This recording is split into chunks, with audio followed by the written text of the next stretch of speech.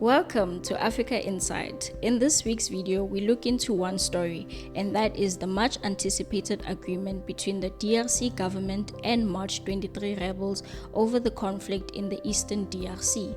So Jervin, tell us the details about the deal.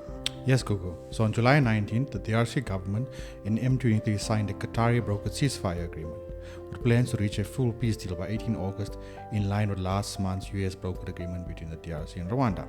The agreement, known as the Declaration of Principles, commits both parties to a permanent cessation of hostilities, prohibits territorial advances and outlines a roadmap for peace. The deal, reached after 3 months of mediation, marks the first direct accord between Kinshasa and M23 since the rebels launched a lightning offensive earlier this year, seizing key cities in the provincial capitals of the north and southern Kivus.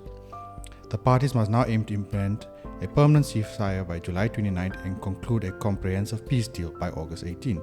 Crucially, the deal must align with terms of the broader US brokered agreement signed last month between Rwanda and the DRC.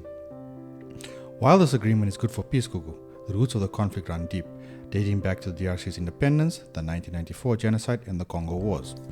As with the DRC-Rwanda agreement, this deal does not address the structural drivers of conflict. While it may deliver short-term calm, the fragile history of ceasefires being repeatedly broken tempers expectations for lasting peace.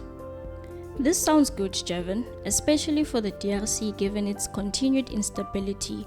But at the same time of the deal being signed, we saw that President Felix Tshisekedi arrested some senior officials in his army over a potential coup.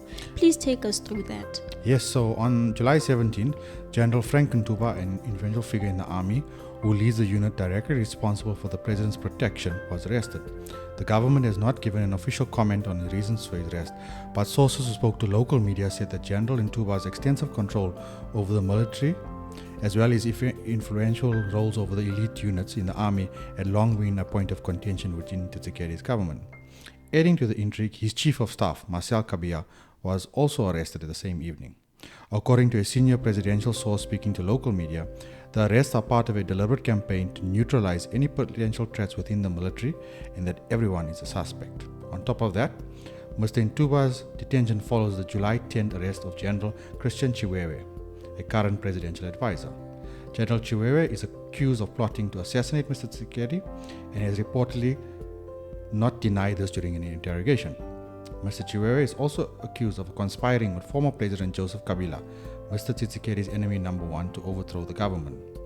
Mr. Chiwewe, or General Chiwewe, rose through the military ranks under Mr. Kabila, who assumed power after the assassination of his father in 2001.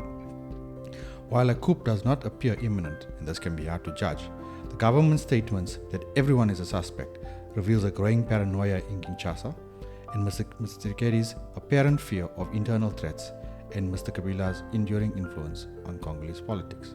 I think let's leave it at that, Kugu. Thank you for joining Africa Insight this week. If you'd like more information on our products or services, please visit our website or socials.